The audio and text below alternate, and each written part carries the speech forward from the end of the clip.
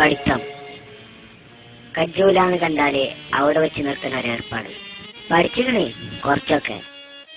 പാർത്ത് പന്ത് കളിച്ചാന് ബൂട്ട് കെട്ടിക്കൊണ്ടിരിക്കുമ്പോ ഗോളിക്കണോ പറഞ്ഞ് എത്ത് കോപ്പറേറ്റീവിൽ പോയോക്കാന്. എത്തിനാ? ബികോം 3 കൊല്ലം പഠിച്ചാന്. കോളേജില് ഡിഗ്രി ബികോം പഠിച്ചാനായി ഞാൻ ചെന്നുപെട്ടത് അവിടുത്തെ പ്രിൻസിപ്പാള് മുന്നില് ഡിങ്കൻ എന്ന കുഞ്ഞിമാൻ. മൂപ്പരെല്ലാം ചൂടിലാ. എത്താ സംഗതി? കുട്ടികള് ഫീസ് കൊടുത്തില്ല. ഞാൻ സംഗതി പറഞ്ഞ് അഡ്വാൻസ് തരാൻ പറഞ്ഞ്.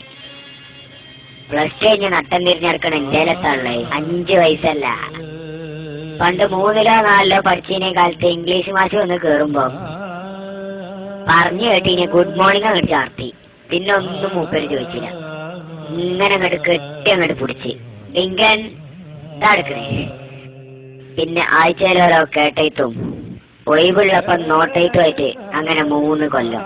അവസാന സെന്റ് ഓഫിന് ഡിങ്കന്റെ റൂമിൽ ചെന്ന് കജ്ജിലുണ്ടായതിന് ചില്ലറ പൈസയും കുറച്ചൊരു പോക്കങ്ങോട്ട് പോയി. ഇന്നും കജ്ജില് 10 പൈസല്ല. കജ്ജിലുള്ള ചില്ലറയും 3 കൊല്ലും പോയി. പഠിച്ചാലൊക്കെ കഴിച്ചിലായില്ലേ? പണ്ടേ നോക്കണ്ടീനി.